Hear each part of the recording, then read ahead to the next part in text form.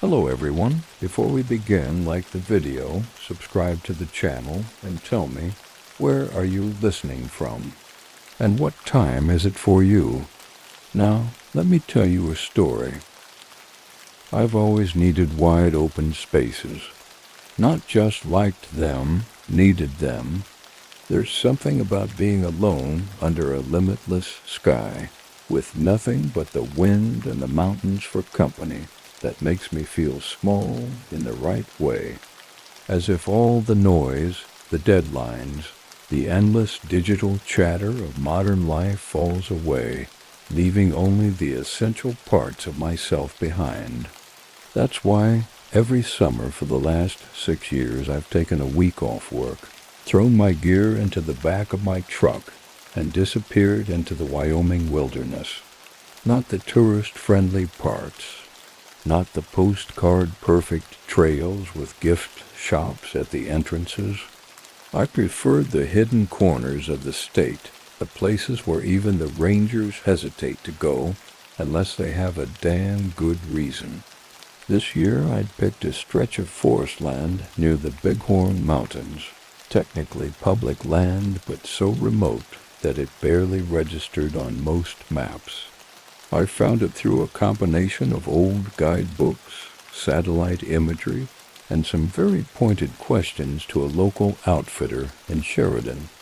According to him, the area hadn't seen more than a handful of visitors in the past decade. Perfect. I left Sheridan before dawn on a Thursday, the first light of morning bleeding across the eastern sky, as I steered my battered Chevy Silverado onto a series of narrowing dirt roads. The last 30 miles were little more than ruts through the prairie, and by the time I reached the end of anything resembling a maintained path, the truck was caked in a fine layer of dust. I parked in the shadow of a crumbling butte, killed the engine, and stepped out into silence so complete it seemed to press against my ears. No traffic, no airplanes overhead, only the whisper of the wind across dry grass and the occasional caw of a distant raven. I grinned, feeling the tension already starting to bleed from my muscles. This was exactly what I needed. I loaded up my hiking pack carefully, double-checking my gear.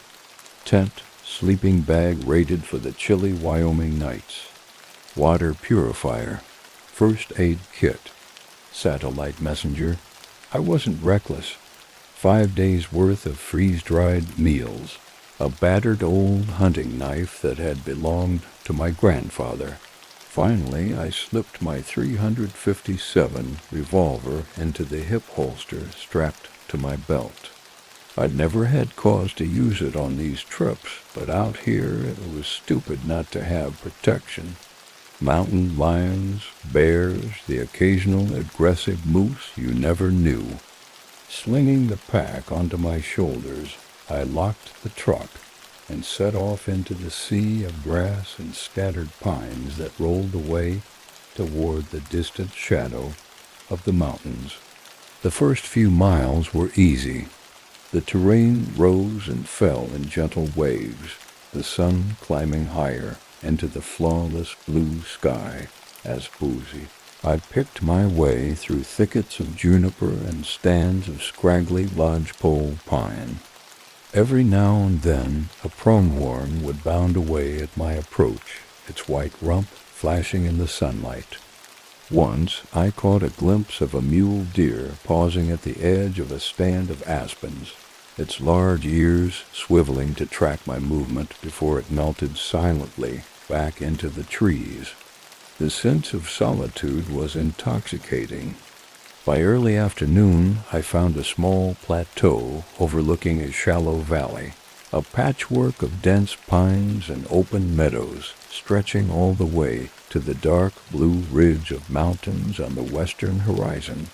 From up here, the world seemed untouched, wild and eternal. I set my pack down and took a long pull from my water bottle, savoring the view. No cell towers, no highway noise. No other human beings for miles in any direction. I could have stayed there all day, but I wanted to get deeper, to be as far from the world as possible before making camp. So after a short rest, I picked up the pack again and continued westward, aiming for a distant line of thicker forest where the land began to climb toward the mountains. The hike grew harder as the afternoon wore on. The grass thinned out, giving way to rockier soil, and the pines grew taller and more gnarled, their branches whispering against each other in the stiffening wind. Clouds had begun to gather on the western horizon too, high, thin streaks at first, then thicker banks of gray that hinted at a change in the weather. I wasn't worried. I'd checked the forecast before leaving town. No storms were expected for days. Still, something about the way the clouds piled up, dark against the pale sky, made the hair on the back of my neck prickle. I pressed on. Around 5 p.m., with the sun beginning its slow descent toward the mountains, I found my campsite. It was perfect, a gently sloping meadow bordered by tall pines on 3 sides, with a small spring-fed creek cutting through one corner. The ground was soft but well drained, the trees offering enough shelter from the wind without closing in too much. Setting up camp was a familiar, comforting ritual. I pitched my one-person tent with practiced efficiency, staking it down carefully against the rising wind, gathered a modest pile of deadwood for a small fire, enough for cooking and company, but not so much as to attract attention, filtered a couple liters of water from the creek and set them aside for later. When everything was ready, I sat down on a flat rock, lit the fire, and cooked one of my freeze-dried meals, chicken and rice that tasted about as good as cardboard, but filled the hollow gnaw in my stomach. The light faded quickly. As darkness crept over the land, the meadow transformed, the pines becoming looming black silhouettes, the creek a silver ribbon under the rising moon. The stars came out one by one, then all at once, a glittering spray across the velvet sky. I leaned back, sipping instant coffee from my tin mug, and let my mind drift. For a while it felt like I had slipped out of time entirely, into some quieter, older world where nothing existed but the land, the sky, and myself. I stayed like that for a long time, staring into the flames, feeling the worries of my regular life shrink and fade. At some point, maybe an hour after full dark, I heard it. A sound so faint at first that I wasn't sure it was real. A soft scraping, like something brushing against the bark of a tree. I sat up straighter, the mug halfway to my lips. Listened. Nothing but the crackle of the fire and the low murmur of the creek. I chuckled softly to myself. Probably a deer or a raccoon nosing around. Out here, the mind could play tricks, amplifying every normal nighttime noise into something sinister. Still, I drew the revolver from its holster, checked the cylinder by feel, and set it down beside me on the rock, just in case. The night deepened. The fire burned lower. The wind shifted, carrying the scent of pine and cold stone down from the mountains. And then there it was again, a scrape, closer this time, followed by a soft, deliberate crack, the unmistakable sound of a stick breaking underfoot. I rose slowly to my feet, every instinct suddenly on high alert. I swept the flashlight from my belt and flicked it on, the beam cutting a stark white cone through the darkness. The trees at the edge of the meadow stood silent and still. I played the beam slowly across the tree line. Nothing moved. No eyeshine, no sudden crash of startled animals fleeing the light, just silence. Too much silence. Even the creek seemed muted now, the chirping insects and occasional night birds fallen eerily quiet. The hair on my arms stood up. Something was wrong. I turned a slow circle, scanning every inch of the clearing, the trees, the meadow. Nothing. After a long minute, I clicked the flashlight off, plunging the world back into darkness, and retreated to the fire. I didn't sleep easily that night. Even after crawling into the tent, revolver tucked under my hand inside the sleeping bag, I kept listening for the sound of footsteps among the trees, for the scrape of something unnatural against bark, for the moment when the dark would start moving. I woke with the first light. The cold had settled deep into my bones overnight, a sharp reminder that even in June, the Wyoming high country could flirt with freezing after dark. My breath puffed in pale clouds as I unzipped the tent and crawled out into the crisp morning air. The fire was long dead, reduced to a small pile of gray ash. Nothing had disturbed my camp during the night, or at least nothing that left signs I could see. Still, an unease clung to me like the chill. I shook it off, forcing myself through the motions of breakfast, instant oatmeal and the last of the coffee, while the sun rose higher, casting long golden shafts through the trees. Normal. Everything looked normal. The deer tracks near the creek, the chatter of a magpie somewhere overhead, the busy rustle of squirrels in the underbrush, life returning with the daylight. By the time I packed a small day bag, water, snacks, compass, map, revolver, and set off to explore deeper into the forest, I had almost convinced myself that the noises last night had been nothing. Imagination fueled by isolation. I'd experienced it before. Nothing new. I planned to make a long loop westward, aiming for a rocky outcropping I'd spotted on the topo map the night before. From there, I'd have a clear view of the surrounding terrain, a perfect spot to plan the next day's route. The hike began easily enough. The trees grew denser as I moved away from the meadow, their thick trunks rising like pillars toward the bright sky.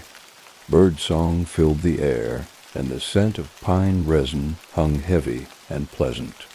Every so often, I'd spot a jackrabbit darting through the undergrowth or catch the distant glimpse of a hawk wheeling high overhead. By mid-morning, I found myself threading through a narrow ravine, the walls of earth rising steeply on either side. The trees here leaned inward over the path, their boughs nearly meeting overhead to form a living tunnel. I paused to check my compass and map. When I looked up again, I froze. The trees had changed. The pines ahead were wrong somehow, taller, yes, but also thinner, their bark a bleached, sickly gray instead of the healthy dark brown I'd seen elsewhere. Their branches were bare, stripped of needles, reaching upward like skeletal fingers. The ground beneath them was littered not with pine needles or cones, but with brittle black leaves that crumbled underfoot like ash. A cold finger traced its way up my spine. This wasn't on the map, no indication of a burn area, no mention of disease. And yet, the trees ahead looked dead. Not freshly dead either, long dead, as if something had sucked the life out of them decades ago. The air grew still as I approached, heavy and flat. Even the ever-present wind that had followed me since dawn seemed to vanish here. I hesitated at the edge of the dead grove, suddenly unsure.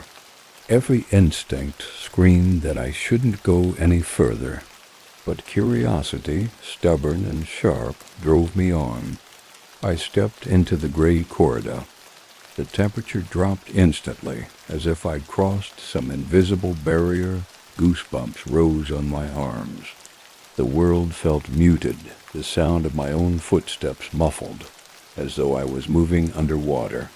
I made my way slowly through the dead trees, noting how they seemed to lean slightly inward toward the faint path I followed, like they were watching, or worse, like they were waiting. The ravine curved gently to the left, and as I rounded the bend, I saw it. A clearing. Circular. Perfectly circular. Roughly 50 feet across, the ground within stripped bare of any vegetation, just cracked. Dry soil like the bottom of an ancient, forgotten pond. At the center of the clearing stood something even more unsettling. A tree, if it could still be called that. Twisted and gnarled, it rose maybe 30 feet into the air, its bark blackened and splitting like overcooked meat. Its roots spread out from the base like tentacles, clutching the ground in a stranglehold, and hanging from the lower branches. At first I thought they were leaves, were bundles of fur and bone, little trophies swaying gently in the still, dead air. Deer skulls, rabbit pelts, what looked horribly like the stripped, sun-bleached skeleton of a coyote, curled into a fetal shape and suspended by a noose of vines. I stood frozen, my mind refusing to process what my eyes were seeing. This wasn't natural, wasn't right. The wilderness could be cruel, brutal, indifferent, but this was something else, something deliberate. The sound came again, the same dry, scraping noise I had heard the night before, but this time it was closer, not ahead of me, near the tree. Behind me. I spun around, heart hammering, hand dropping instinctively to the revolver at my side.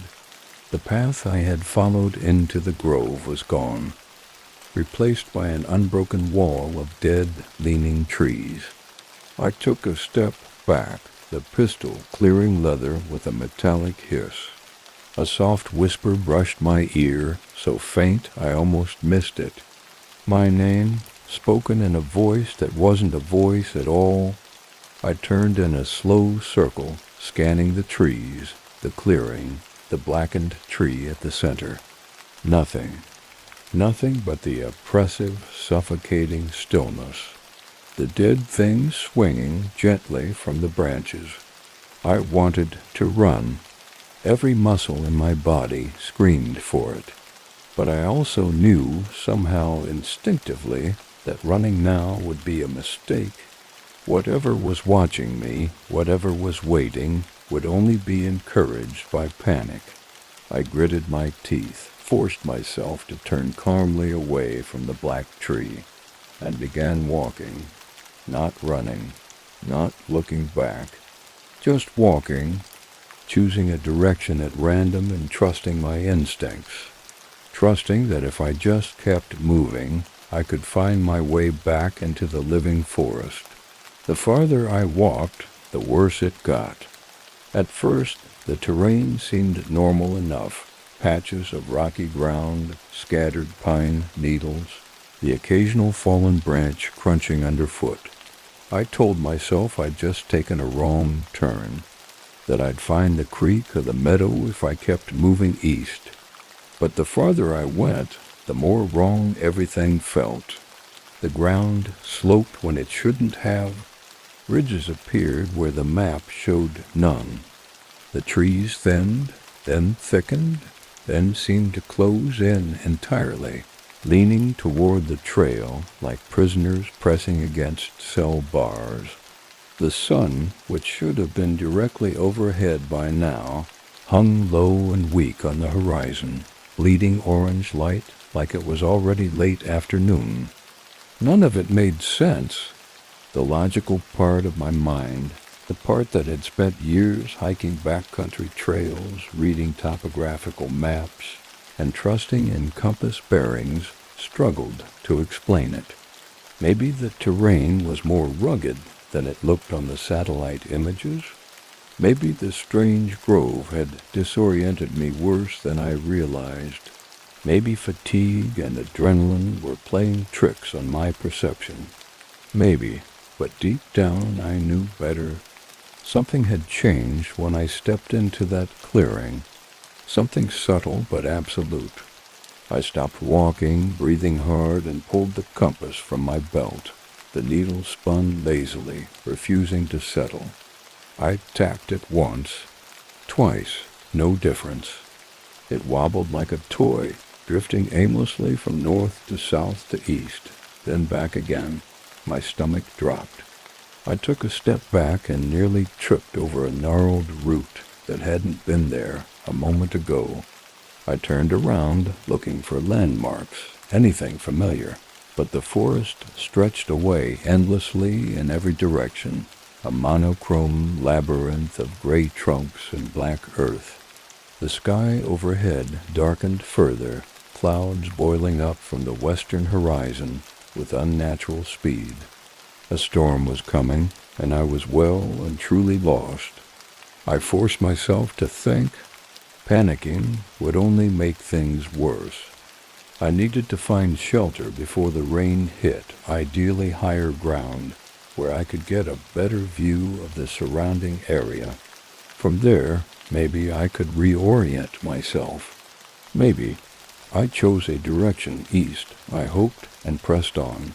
The first raindrops fell minutes later, fat and cold, spattering the dusty ground. Within minutes, the storm was on me fully. The rain came in sheets, soaking me through despite my jacket. The wind howled between the trees, bending them until the trunks creaked and groaned like ships in a storm. Lightning forked across the sky, illuminating the twisted landscape in stark, blinding flashes. Thunder followed almost immediately, the shock waves rolling through the ground beneath my boots. The trail dissolved into mud every step and effort. Visibility dropped to mere feet. The flashlight beam did little against the driving rain, illuminating only the nearest trees before vanishing into mist. I stumbled onward, teeth chattering from cold and fear. Then a break in the trees, a slope leading upward, crowned by a rocky outcrop. I clawed my way up, slipping and sliding until I reached the top. And there, against all logic, I saw it. The black tree, the same one, the same clearing. Impossible. I had walked for hours, had chosen random directions, had crossed hills and ravines and gullies, and yet here I was, back where I started. I stared at it, heart hammering, the twisted branches dripping with rain, the dead things swaying like ghastly ornaments, the cracked, blackened trunk split down the middle like a wound in the earth itself. A sound rose over the rain, not the wind, not thunder, a low, warbling howl, rising and falling in a rhythm that prickled the hair along my arms. It came from beyond the clearing, somewhere deep within the drowned woods. Something was moving out there, something big. Branches snapped, underbrush crackled. Footfalls, heavy, deliberate, splashed through the mud. I crouched low against the rocks, trying to make myself small, invisible. The rain blurred everything into a watercolor nightmare of grays and blacks. Another flash of lightning split the sky, and for a heartbeat, I saw it. A shape, tall, lurching, utterly wrong. Its silhouette seemed to ripple with the flash, like the rain itself bent around it. And then it was gone again, swallowed by the storm and the dark. But it was coming closer, no doubt, no question. I pressed my back against the cold rock, clutching the revolver tight against my chest. My mind raced. I couldn't stay here, but moving in the open clearing would expose me. Running blind into the woods would be suicide. Another howl, closer now, almost triumphant. I clenched my teeth against the rising panic. There had to be another way. And then, over the din of the rain and the thunder, I heard it. A sharp, echoing crack, a gunshot, from somewhere to the south, followed by another. Someone else was out there, someone who might have a way out of this nightmare. Without another thought, I broke cover and ran, plunging into the forest, away from the clearing, toward the sound of the shots, toward whatever slim hope still remained. The forest tore at me as I ran. Low branches whipped against my face and arms, drawing lines of fire across my skin. The mud sucked at my boots, every step a battle against the pull of the earth. But I didn't slow, couldn't slow. Behind me I could hear it, whatever thing had stepped out of the clearing, not crashing blindly through the forest like a panicked animal. No, this thing moved with intent, heavy rhythmic footfalls, deliberate and steady. It was tracking me, hunting me. Another flash of lightning illuminated the woods, and for a split second I caught a glimpse of it again, closer now. Its form was grotesque, tall, hunched, built wrong in ways that made my mind rebel. Long arms that brushed the ground, a torso that twisted unnaturally with each stride. And that face, or where a face should have been, was a blank, glistening expanse, as if the thing had been carved from something half-formed, half-decayed. I stumbled, catching myself against a tree, and forced myself onward. Ahead, the terrain dropped sharply into a narrow gully choked with rocks and fallen logs. I slid down the slope, half running, half falling, splashing into the shallow creek at the bottom. The water was icy, numbing my legs instantly, but I forced myself through it, climbing the opposite bank. Behind me, the thing paused at the edge of the gully. I risked a glance over my shoulder. It stood there, silhouetted against the storm, massive, looming, watching, its head tilted slowly to one side, then the other, as if considering whether it wanted to follow. Another gunshot cracked the night, closer this time. The creature flinched, its body jerking spasmodically, and emitted a low, bone-deep growl that vibrated in my chest. Then, to my astonishment, it turned and slithered back into the darkness, vanishing between the trees like smoke. I didn't waste time wondering why. I kept moving, heading toward the sound of the shots, lungs burning, legs trembling. The forest thinned slightly, and through the rain I saw a figure standing beneath a twisted pine, a man holding a rifle, its barrel lowered but ready. He was tall, broad-shouldered, wearing a battered canvas jacket and a wide-brimmed hat, slick with rain. His face was hidden in shadow, but his stance radiated calm competence. He raised one hand in a slow, deliberate gesture. "Easy," he called over the wind, voice deep and steady. "You're all right now. Come here." I stumbled toward him, slipping and sliding in the mud. When I got closer, I could see his face, weathered and lined, maybe mid-50s, with a neatly trimmed gray beard and sharp blue eyes that missed nothing. He looked me over quickly, assessing. "You're lucky I heard you," he said, "or heard it." He jerked his chin toward the trees behind me. I opened my mouth to speak, but nothing came out, just a raw, shuddering gasp. "Save it," he said. "We need to move. You're marked now." He turned and started walking without waiting for a response. For a moment I just stood there, rain pouring down my face, heart hammering against my ribs. Then I followed, because what choice did I have? The man led me through the trees at a steady, ground-eating pace, navigating the storm-shrouded forest with ease. I stumbled after him, doing my best to keep up. After a few minutes, he glanced back over his shoulder. "Name's Grant," he said. "Grant McCall." I managed to rasp, "Alex." Grant nodded once. "All right, Alex, you stick close. Don't wander, and whatever you do, don't look back." I didn't ask why.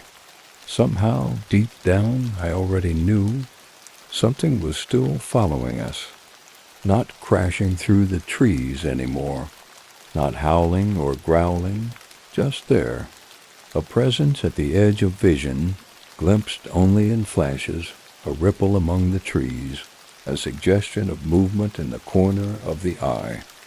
The rain began to ease, fading to a cold drizzle, but the darkness between the trees seemed to thicken, growing heavier with every step. Eventually, the land began to rise beneath our feet, the trees thinning as we climbed a long, low ridge.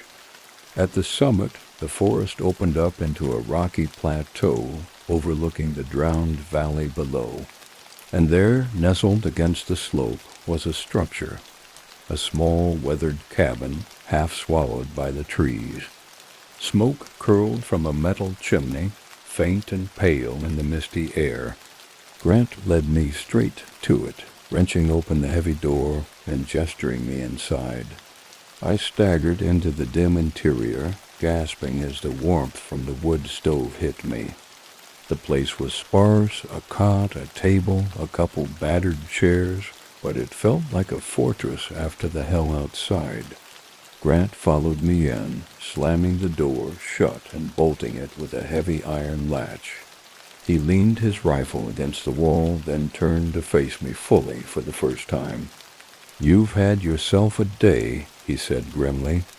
I collapsed into one of the chairs, dripping water onto the rough wooden floor. What was that thing?" I managed to croak. Grant studied me for a long moment, then sighed heavily. "You stepped into a hollow," he said, "and something noticed." I stared at him, uncomprehending. He grabbed a battered thermos from the table, poured steaming coffee into a dented metal cup, and set it in front of me. "Drink," he said. I obeyed with trembling hands. The coffee scalded my mouth, but the pain helped ground me. Grant pulled up the other chair and sat down across from me. "There are places in these woods," he said quietly, "places where the world's thin, where things leak through." He leaned back, eyes narrowing. "That thing you saw, it's not from here. Not originally. It's older." "Older?" I echoed, voice hoarse. "Older than these mountains. Older than people. Older than names." He fell silent, letting the rain patter against the roof. After a long moment, he continued. "They don't belong here. Not really. But sometimes, when the conditions are right, they find a way through. Pools, clearings, hollows. You stumble into the wrong one, you catch their attention." I shivered, remembering the twisted tree, the circle of dead ground, the terrible sense of being watched. "You're lucky you didn't stay longer," Grant said, as if reading my thoughts. "Those places, they change you." He stood, moving to the window, peering out into the storm-dark forest. "They mark you, and once you're marked, you're never quite free again." He glanced back at me, his expression grim. "But we're not dead yet, Alex, and if you listen, if you do exactly what I say, we might just keep it that way." Outside in the swirling mist, something moved at the edge of the trees. Watching, waiting. Grant moved through the cabin with methodical precision. He threw extra wood into the stove until it roared, then lit 2 battered kerosene lanterns, setting one on the table and the other near the door. The warm, flickering light pushed the shadows back, but only a little. Outside, the forest pressed closer, a wall of darkness broken only by the occasional flash of movement, too fast, too shapeless to identify. I sat numbly at the table, gripping the coffee mug in both hands, trying to stop them from shaking. "What does it want?" I asked finally, my voice raw. Grant paused, setting down a coil of thick rope he'd been looping around the doorframe. "Want?" He gave a humorless chuckle. "Same thing anything wants that doesn't belong here. To feed, to grow, to make more." He returned to the table, dragging a second chair over to prop under the door handle, an old trick, but it gave me a tiny thread of comfort. "You said I was marked," I said. "What does that mean?" Grant sat heavily across from me, resting his arms on the scarred wood. "You walked into one of their hollows, got close enough to the breach. They smell that on you now, like blood in the water." He leaned forward, voice dropping. "And they don't forget, ever." I swallowed hard. "So what do we do?" He smiled grimly. "Tonight we hold out. Morning comes, we'll move. Daylight weakens 'em. They hate it, burns 'em, if you believe the old stories." He rose again, moving to check the boarded windows, testing each one with practiced hands. "They'll try to get in before then. They always do." I stared at him. "You've done this before," I said. Grant's face tightened. "Yeah," he said softly, "once." A long silence stretched between us, broken only by the hiss of the rain on the roof. I wanted to ask more, how he knew all this, why he lived out here in the middle of nowhere, why he hadn't left after his first encounter, but part of me already knew the answer. Some scars don't let you walk away. The night deepened. Outside, the storm faded to a cold drizzle, but the mist remained, a thick, clinging fog that swallowed sound and distorted shapes. I could feel it out there. Them waiting, moving. Grant handed me a short-barreled shotgun from a rack on the wall, along with a handful of shells. 12 gauge, he said, buckshot. Won't kill him clean, but it'll hurt bad enough to buy you time. I loaded the shells with shaking fingers, the heavy weight of the weapon oddly reassuring. Grant checked his rifle, a bolt-action .3006, then slung a bandolier of extra rounds across his chest. He moved like a man preparing for war, not hurried, not panicked, just resigned. At some point he extinguished the lantern near the door, plunging that side of the room into deeper shadow. "Better they can't see us too easy," he explained. The minutes crawled by, thick with tension. I strained my ears, listening. At first, there was nothing but the patter of rain on the roof and the occasional groan of the wind. Then a sound, a soft, rhythmic tapping at the window. Tap, tap, tap. Not the random patter of raindrops, deliberate, measured. Grant held up a hand, signaling me to stay quiet. He moved slowly to the nearest window and peered through a crack in the boards. I followed his gaze, heart hammering against my ribs. For a long moment there was nothing. Then movement. Something pale brushed against the glass. A hand, or something like a hand. 5 fingers, too long, too thin, the joints bent at unnatural angles. It dragged its nails slowly across the window pane with a sound like fingernails on slate. I clutched the shotgun tighter. Grant didn't move, didn't make a sound. The thing outside lingered for a moment, as if savoring the tension. Then it slipped away into the mist, leaving behind only a faint smear on the glass. I let out a shaky breath. Grant turned back to me, voice low and hard. "They're testing us," he said, looking for weakness. Another sound, this time from the far side of the cabin. A soft thump against the wall, like a fist pressed gently against the wood. Then another, and another, coming from different directions. Surrounding us, the lantern on the table flickered as if in a sudden gust of wind. I stared at the flame, willing it to stay steady. "You sure they'll go away at dawn?" I whispered. Grant didn't answer right away. When he did, his voice was grim. "If we're lucky." Another thump, louder, then the sound of wood splintering, faint but distinct. "They'll try to get in through the weak spots first," Grant muttered, moving to reinforce the window with a spare board. "They're patient, smarter than they look." He glanced at me sharply. "Stay near me, don't panic. And no matter what you see, no matter what you hear, don't open the door." Outside, something dragged itself slowly around the cabin. A wet, scraping sound, like nails or claws against the sodden earth. Something heavy and deliberate, something waiting. The next hour blurred into a haze of tension. The cabin creaked and groaned in the damp night air, every sound amplified in the silence between us. Every scuff of boots on the floor, every drip of water off our soaked clothes. The things outside didn't attack right away. They circled, teased, toyed with us.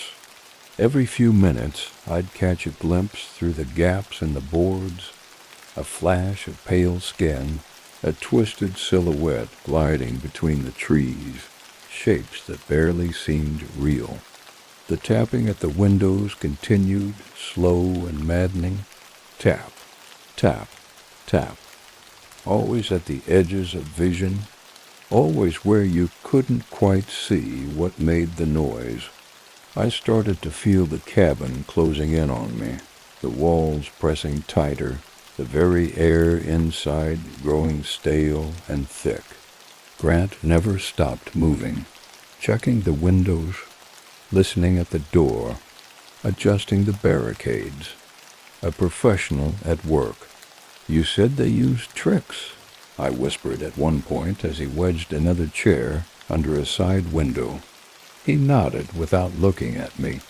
"Voices, faces, memories, they dig through your mind. Find what scares you, what hurts." He straightened up, eyes hard. "They'll sound like people you know, maybe people you love. Don't believe it. Don't trust it." I swallowed, throat dry. As if summoned by the words, I heard it. A voice, faint, muffled, coming from outside the door. "Alex." It was my mother's voice, soft, trembling. Just like the night I crashed my car when I was 19, when she stood over my hospital bed, voice shaking with fear and relief. "Alex, open the door. Please, I'm hurt." The words clawed at my mind. Rationally, I knew it couldn't be real. Couldn't be. But the sound, the cadence, the pitch, it was perfect. Every instinct screamed to move, to help. Grant saw me stiffen and crossed the room in 2 long strides, grabbing my arm in a bruising grip. "Not her," he growled. "Not anyone." The voice outside sobbed, a raw, broken sound that made my stomach twist. "Alex, please. It hurts so much." I squeezed my eyes shut. Not real. Not real. Grant released me once he saw I wasn't moving, but stayed close, shotgun in one hand, his other hand hovering near the latch on his rifle. Outside, the voice shifted. Deeper now, wrong. A wet, gurgling quality beneath the words. Open the door. Alex, let me in. The temperature inside the cabin seemed to drop another 10 degrees. I could see my breath again in thin, pale clouds. The lantern flickered wildly. Then a thunderous slam against the door. I jumped, shotgun nearly slipping from my hands. Another slam harder. The door shook in its frame. Grant raised his rifle, aiming at the center of the door. If it breaches, he said grimly, aim for the head. Or whatever looks like the head. I nodded, teeth chattering. Another slam. The door cracked, a hairline fracture spider webbing out from around the latch. The wall to our right groaned, nails pulling loose from damp wood. A hand? No, a thing shaped like a hand, pushed through the gap. Gray flesh stretched too thin over bones. Fingers with too many knuckles. Grant fired, the blast deafening in the small room. The hand jerked back with a shriek that set my teeth on edge, more felt than heard. The impact tore open the wall, leaving a gaping hole big enough to see through. For a moment, lit by the flickering lantern light, I saw them. 4 or 5 of them at least, standing in a loose semicircle around the cabin. Tall and wrong, bodies distorted like reflections in a broken mirror. Faces, if they could be called that, blank except for wide, gleaming eyes. All of them staring, all of them smiling. No mouths, but smiling somehow. The one Grant had shot was crumpled on the ground, twitching, dark liquid oozing from the mangled hand. The others simply tilted their heads in unison, bird-like, curious. Then they moved, silent as shadows, slamming against the walls, the door, the windows. The cabin shook under the assault. Boards cracked. Nails screamed in their holes. The door buckled inward with every hit. Grant fired again and again, working the bolt of his rifle with machine precision. I snapped the shotgun to my shoulder and fired through the hole where the hand had appeared. The recoil slammed into my shoulder, but I barely felt it. The thing I hit staggered back, not dying, but slowed. That was all we needed. Seconds, minutes, whatever it took to survive until dawn. Another window burst inward, shards of glass raining across the floor. A gray limb reached in, groping blindly. Grant crossed the room in 3 strides and drove his boot into the reaching arm, snapping it backward with a wet crunch. He turned to me, eyes blazing. "Basement," he barked. "Now?" I hesitated, but another crash against the door made the decision for me. I turned and bolted for the trapdoor near the stove that I hadn't even noticed before. Grant wrenched it open, shoving me toward the narrow stairs that descended into blackness. "Go," he snarled. I scrambled down, boots slipping on damp wood. Grant followed, yanking the trapdoor shut behind him, just as the main door gave way with a sound like a tree splintering. Darkness swallowed us. Only the faintest glow from the stove above illuminated the basement, a low, cramped space with dirt walls and old supplies stacked in the corners. Grant lowered himself onto the last step, rifle pointed upward toward the trapdoor. I crouched beside him, shotgun clutched tight, heart hammering against my ribs. Above us the cabin groaned. Heavy footsteps creaked across the floorboards. Something sniffed loudly at the air, a long, rattling breath like bellows working in a rotting chest. The trapdoor bulged downward once, twice, but held. For now, Grant glanced at me, his face grim but calm. "Hold tight," he whispered. Almost there. Above, something dragged its nails across the trapdoor, slow, deliberate, like it was savoring the moment, waiting. We sat there in the basement, breathing shallow, listening to the horrors prowling above. Every footstep overhead sent dust drifting down from the low beams. Every groaning board felt like it might snap apart and spill those things down onto us at any second. I could hear them moving, hear the wet dragging of limbs and the low creaking sounds of bodies that weren't built right.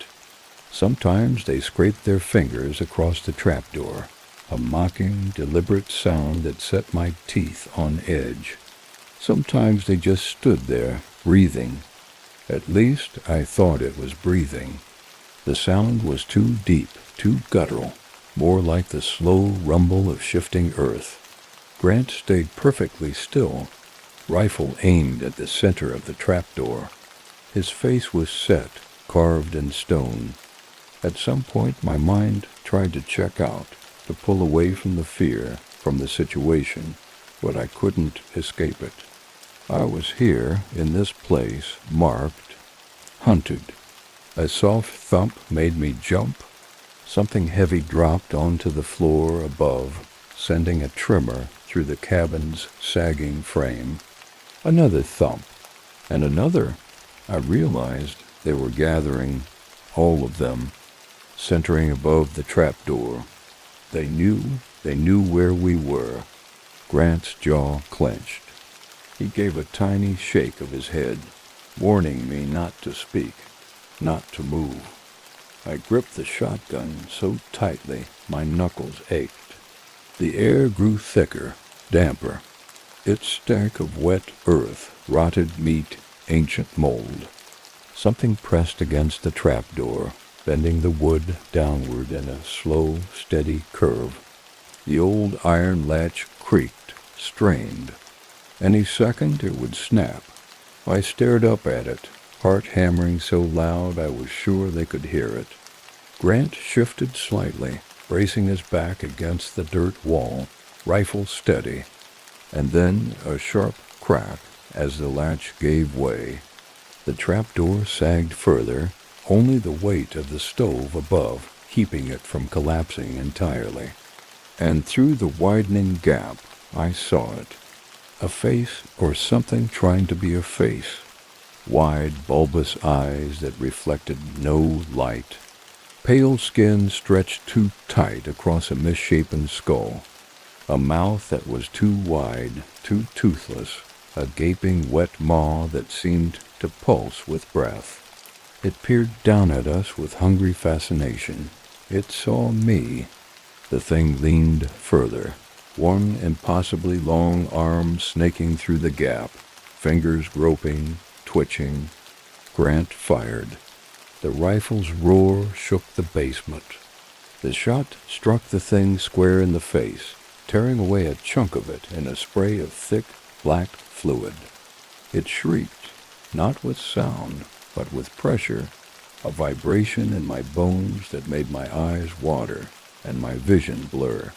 The hand spasmed and withdrew. Above, chaos erupted. Howls, shrieks, the thunder of heavy bodies crashing against the stove. The cabin groaned, sagging visibly. Plaster rained down in choking clouds. "Hold," Grant barked over the noise. "Just hold." I wanted to scream at him for how long, but I bit it back. Another crash, and then light, weak, pale, and pitiful, but light. The first fingers of dawn breaking through the mist outside. I could see it through the gaps around the trapdoor, slicing the darkness into fragile slivers. The creatures howled in fury. One last frantic assault shook the cabin, the entire building shuddering under the impact, and then retreat. The weight lifted. The sounds faded. The oppressive, crushing presence receded. leaving only silence and the steady drip of rainwater from the broken floorboards. Grant sagged against the wall, letting out a long breath. "It's morning," he said. It didn't sound like a victory. It sounded like a man who had survived something he knew he'd never escape entirely. I sat there, shotgun across my lap, trembling from head to toe, feeling the cold seep all the way into my bones. The light strengthened. Outside, the forest began to come alive again, cautious bird song, the whisper of wind through wet pine needles. Grant rose stiffly and pushed open the broken trapdoor. He climbed up first, rifle ready, and after a long pause, waved me up. I followed, emerging into the wreckage of the cabin. The place was in shambles, windows shattered, walls clawed and gouged, the door hanging off its hinges. But it was empty, no bodies, no blood, only the faint traces of black, tar-like residue where the creatures had touched the walls, already drying, already fading. Grant stood in the doorway, looking out at the misty woods with hollow eyes. I joined him. The landscape was eerily beautiful in the early morning light, mist curling around the trees, the mountains rising like ghostly sentinels in the distance. For a moment it almost seemed like none of it had happened, like it was all a nightmare, fading with the dawn. But then I saw them, far off at the edge of the trees, figures, tall, twisted, standing motionless, watching us, waiting. Grant followed my gaze, nodded grimly. "They can't come close in daylight," he said, "but they don't forget." I shivered despite the warming air. "What now?" I asked. Grant clapped a heavy hand on my shoulder. "Now we move," he said. "Get you out of these woods." He shouldered his rifle. "And after that, well, you're marked, Alex, same as me." He met my eyes, the truth heavy in his gaze. "It never really ends." We didn't linger at the cabin. Grant packed quickly, moving through the wreckage like a man who had done this before. He grabbed only what he needed, his rifle, a battered backpack, a handful of supplies, and left the rest behind. The creatures wouldn't return while the sun was up. But night was always closer than it seemed in places like this. We had hours, maybe, no more. Grant led the way, and I followed, every step a conscious effort. My body ached, my clothes were soaked, caked in mud.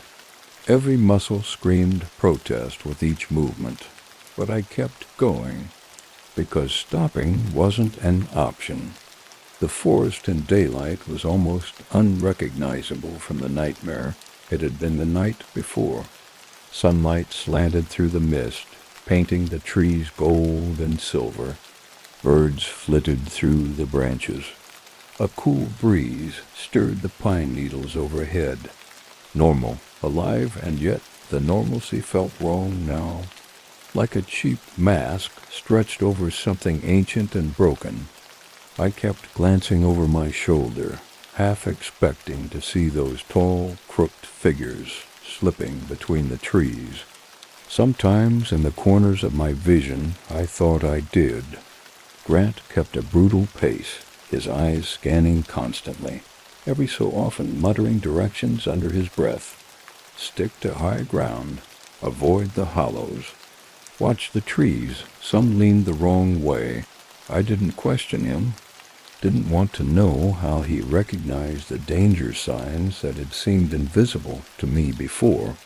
We hiked for hours, winding through ravines and over rocky ridges, circling around low-lying areas where the mist clung thick and heavy. Grant never once consulted a compass. He just knew. By late morning, the sun was high enough to burn some of the mist away, revealing more familiar landmarks. A crumbling rock formation I remembered passing yesterday, a dry creek bed, the distant glint of my truck's dusty windshield. Relief warred with exhaustion in my chest. We were almost out, almost safe. As we trudged the final mile, Grant spoke for the first time since leaving the cabin. "You'll feel it," he said. "The mark?" I glanced at him, confused. "It won't show up on your skin," he continued. "Not like a scar or a brand." He tapped his temple. "It's in here, a knowing, a thinning." I didn't understand. Not fully, but somewhere deep inside I felt it too.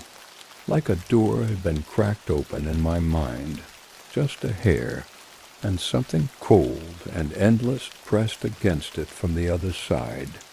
Grant saw the understanding in my face and nodded grimly. "You'll never walk into a forest again without feeling it," he said.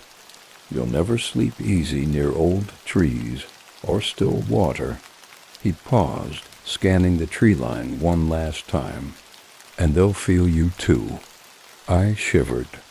Even in the growing heat of the day, the memory of the night's chill clung to my bones. We reached the clearing where I'd left my truck, dusty, sun-bleached, exactly as I'd left it. For one wild moment I thought maybe I could just drive away, forget all of this. But deep down I knew there was no forgetting. Grant clapped a hand on my shoulder, startling me from my thoughts. "You've got a choice now," he said. "You can try to ignore it, live your life, pretend it never happened." He squeezed my shoulder once, hard enough to make my joints pop. "Or you can prepare, learn, watch." I nodded slowly. "And if I ignore it?" I asked. His face darkened. "They'll find you, sooner or later, when you're tired, when you're alone, when you least expect it." He stepped back, rifle slung across his back, eyes scanning the woods again. "Better to be ready," he said. "Better to know." I climbed into my truck, the familiar creak of the door strangely comforting. Grant stepped back, raising a hand in farewell. I started the engine, the rumble breaking the heavy silence. For a long moment I hesitated, wanting to say something, anything, but the words stuck in my throat. Grant just nodded once, like he understood. Then I put the truck in gear and pulled away, tires kicking up dust.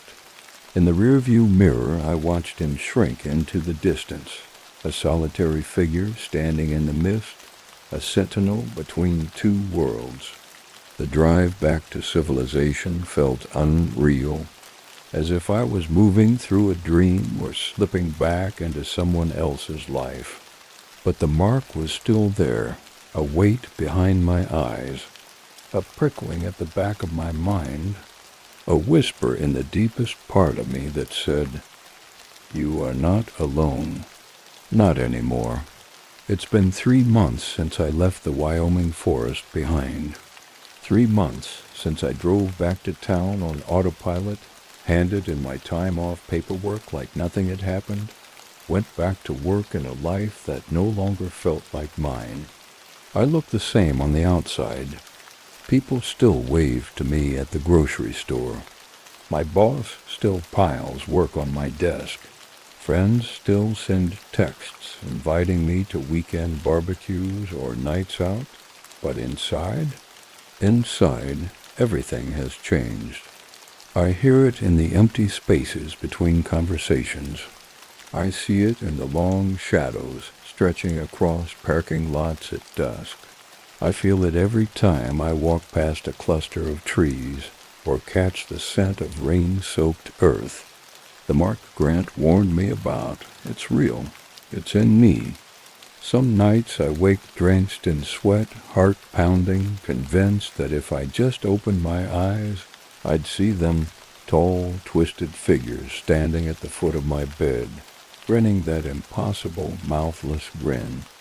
Sometimes I do open my eyes, and for one terrible moment before full waking takes hold, I swear I can see something slip back into the shadows. I've changed my habits. I moved out of my old place too close to a wooded park where the trees leaned just a little too far toward the streetlights. My new apartment is downtown, concrete on all sides, nowhere for the woods to creep in. I added extra locks to every door and window. I bought a shotgun, the same model Grant had handed me that night in the cabin, and keep it loaded by my bed. And I started researching, quietly, carefully, burner accounts, public libraries, VPNs that bounce through a dozen countries before landing on obscure forums. The stories are out there if you know where to look. Fragments, whispers, old legends retold in different names, wendigos, skinwalkers, hollow men, accounts buried in forums for missing persons, survivalists, hunters, all describing the same patterns. The dead trees, the perfect circles, the silent watchers. Some people never come back from those encounters. Some do, but they aren't quite the same afterward. Some aren't ever really free. Grant's words haunt me. They don't forget. They wait. At first, I told myself I'd gotten away clean. I survived. I escaped. But the truth is, survival is just a slower kind of hunting. I can feel it sometimes at the edge of sleep or walking alone at night. The sensation of something tracking me from just beyond the limits of sight. Not close enough to see, not close enough to fight, but patient, waiting, testing the cracks in my new life. It's a kind of slow siege, subtle and relentless. And every day, a little more of the normal world erodes around the edges. I don't hike anymore. I don't camp. Hell, I barely go outside after dark unless I have to. I think about Grant sometimes. Wonder if he's still out there, somewhere beyond the maps, fighting his lonely war against the things that bleed through the cracks in reality. Part of me wants to find him, ask him how he lives with it. The other part knows better, knows that getting closer to him would just bring the attention back faster. I keep my distance. I stay quiet, and I wait, because I understand now this isn't something you beat. This isn't something you escape. It's something you carry, something that watches from behind the thin veneer of the everyday world, smiling with teeth you can't quite see, whispering that sooner or later the sun will set again. And when it does, it will be waiting. It happened 2 nights ago. I was coming home late, later than I should have been, after a long shift and a few hours numbing myself at the corner bar. The streets were empty. The city felt hollow. Concrete towers, dead neon signs, the hollow echo of my own footsteps. I parked 2 blocks from my building, a side street lined with shuttered shops and dying trees planted in narrow strips of dirt. As I locked my truck, I heard it, the soft scrape of something dragging across asphalt. I turned quickly, scanning the empty street. Nothing. Just shadows stretching long and thin beneath the flickering street lights. I told myself it was the wind, a loose branch, trash blowing down the sidewalk. I told myself a lot of things, but when I stepped onto the curb, I saw it. A mark, pressed into the dirt beside the nearest tree.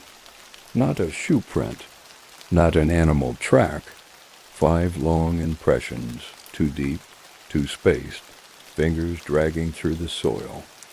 Fresh, impossible. The blood drained from my face. I forced myself to walk, not run, up the block, keys clutched between my fingers like a weapon. At my building's front door, I hesitated, looked back. In the half-light, halfway down the block, a figure stood. Tall, still, crooked, watching. I blinked. It was gone. Maybe it was never there. Maybe. But that night I didn't sleep. I sat up with the shotgun across my lap, staring at the windows until dawn painted the sky in muted gray. And I realized something. Grant had been right about everything, but he left out the worst part. It's not just the woods you have to fear. It's not just the places where the world is thin. Once you're marked, nowhere is safe. They find you eventually. You can move to the heart of the city. You can wrap yourself in light and steel and concrete. But the thin places follow, because the breach isn't out there anymore. It's inside you, and sooner or later the night will fall. The wind will die, and something with too many joints, too many teeth, will be waiting in the dark, smiling